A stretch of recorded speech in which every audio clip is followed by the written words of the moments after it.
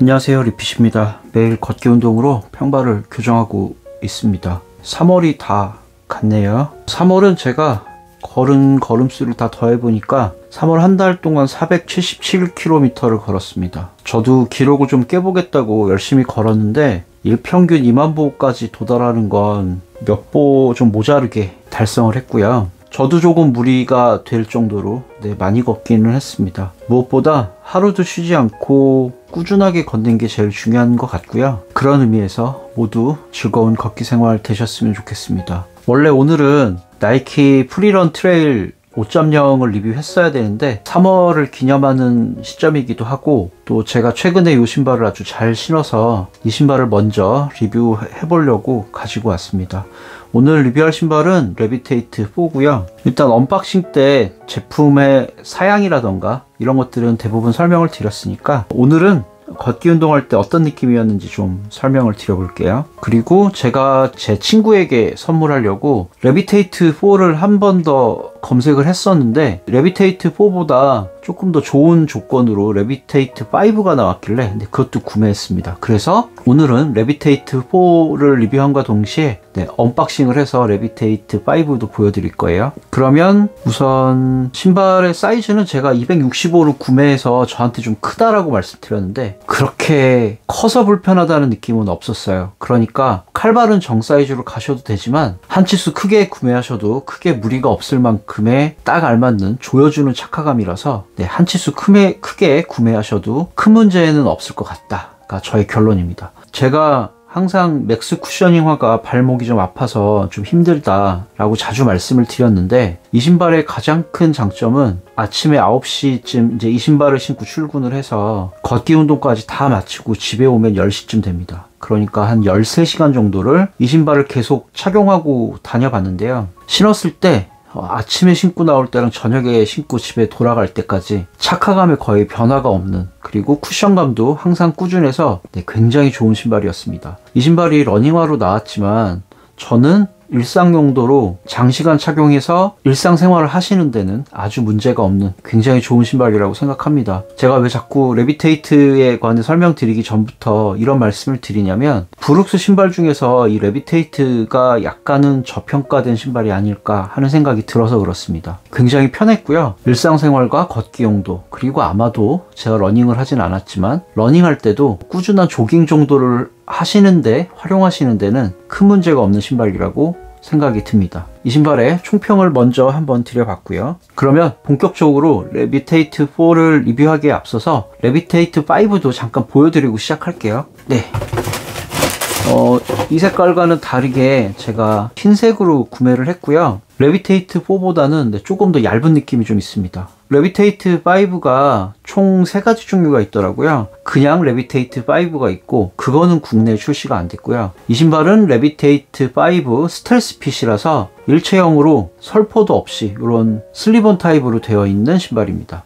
굉장히 특이하죠. 그리고 또 하나가 레비테이트 5 GTS라고 해서 가드레일이 있는, 그러니까 제가 항상 칭찬하는 브룩스의 아드레날린 GTS도 가드레일이 들어있는 내전화인데 이 레비테이트 5 중에도 GTS가 들어가는, 가드레일이 들어가는 내전화가 있다는 점, 그거 하나 짚고 넘어가면 될 것 같고요. 쿠션은, 미드솔 쿠션은 거의 동일해서 아마도 비슷한 착화감일 것 같고요. 대신 좀 다른 점은 니트가 조금 더 패브릭한 느낌, 폴리에스터 같은 소재보다는 오히려 이게 훨씬 더 천의 느낌이 좀 강하고 역시나 늘어나지 않는 그런 느낌은 있지만 훨씬 더 부드러운 느낌이 좀 있고요. 그 다음에 로고가 이렇게 살짝 반투명이라서 조금 더 이뻐 보입니다. 신발끈도 조금 다르긴 하고요. 여기 뒤에는 스텔스 핏이라고 적혀 있고요. 가격 차이가 한 2만원 정도, 이게 더 비쌌던 것 같은데 8만원 내외라고 하면 레비테이트 4나 5나 상관없이 구매하시는 걸 추천을 드리고 싶습니다. 그러면 바로 또 레비테이트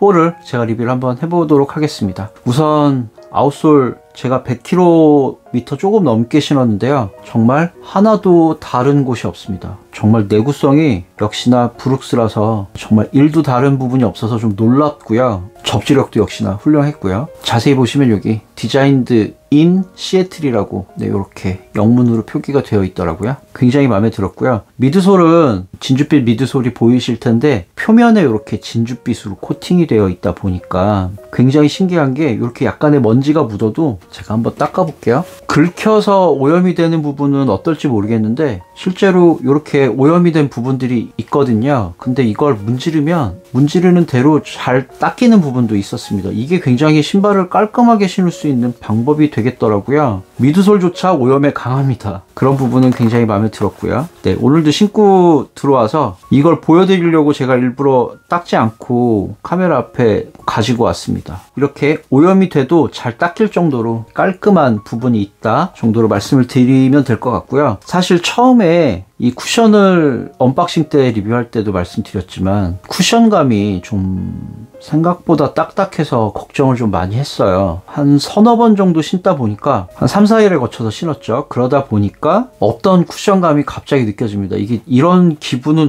저는 또 처음인데 처음에는 이게 신발이 아무리 쿠셔너가 아닌 그냥 에너지 리턴 되는 러닝화라고 해도 이렇게 쿠션이 안 느껴질 수 있나 했던 게 한 3일 정도 됐던 것 같고요. 4일차 때부터 갑자기 이 신발에서 쿠션이 느껴집니다. 저의 발과 이 신발이 어느 정도 교감을 했다고 할까요? 좀 신다 보니까 갑자기 쿠션감이 느껴져서 저도 좀 깜짝 놀랐습니다. 그래서 이 신발은 처음에 신었던 느낌보다는 지금이 훨씬 좋습니다. 그게 조금 신기했고요. 이 신발이 발볼이 생각보다 많이 좁아서 좀 불편할 것 같다 정도로 말씀을 드렸는데 아닙니다. 처음에 신축성이 거의 없어서 걱정을 많이 했었는데요. 역시나 3, 4일쯤 지나면 이 니트도 제 발에 맞춰서 적당히 늘어나 줍니다. 그러니까 갑자기 착화감이 또 좋아지는 그런 현상을 좀 겪었습니다. 아마도 러닝을 하시는 분들은 뭐 하루 이틀 안에 이 신발과 교감이 되실 것 같은데 저는 한 3, 4일 만에 이 신발의 니트가 늘어나서 제 발과 일체화되는 느낌을 저는 겪었습니다. 그런 부분은 아주 좋았고요. 그 다음엔 저는 오히려 리뷰할 때는 이 신발끈을 좀 칭찬을 드렸었는데 이 신발이 이렇게 구겨진 채로 잘 펴지지는 않아요. 그래서 매듭이 잘 풀리지는 않지만 신발끈에 이 주름이 끝까지 펴지지 않아서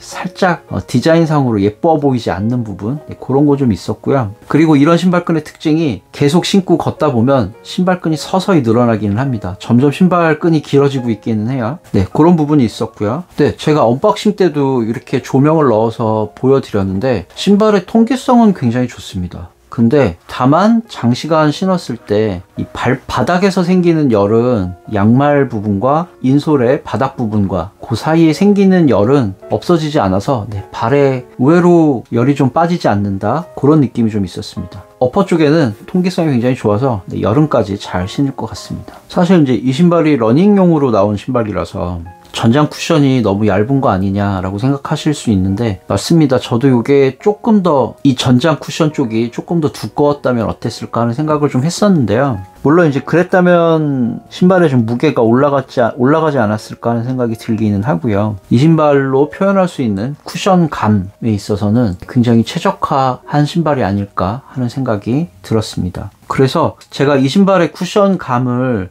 제일 딱딱한 쿠션 평점도 제일 높은 곳에 올려놓을 건데요. 사실 거기 있을 신발이 아니긴 하거든요. 쿠션감이 없지 않고 진짜 좋습니다. 쿠션감이 걷기 운동에 정말 딱 좋은데 혹시나 오해하실까봐 제일 딱딱한 쿠션의 최상위 가장 좋은 신발로 이 신발이 자리하게 되겠지만 그 밑에 있는 신발과는 확실히 격이 다르다는 점을 좀 알아주셨으면 좋겠습니다. 정말 잘 신고 있고요. 아마도 제가 이 신발을 다 신을 때쯤 되면 저는 이제 레비테이트 5 GTS 버전을 한번 도전해서 평발에 맞춰서 그 신발을 한번 신어보게 되지 않을까 하는 생각이 들었습니다. 뭐 그보다 먼저 브룩스가 뭐 올해 철수하신다 뭐 이런 소문이 들리던데 어떻게든 저는 이 신발을 좀 더 신어보고 싶은 생각이 드네요. 브룩스가 안 없어졌으면 좋겠다 라는 생각이 많이 들었습니다. 그것 이외에는 이 신발의 쉐입이 너무 날카로워서 아까도 말씀드렸지만 아침 9시부터 밤 10시까지 이 신발을 신고 다닌다고 말씀드렸는데 일상복에 조금 안 어울리는 부분이 있긴 있어요.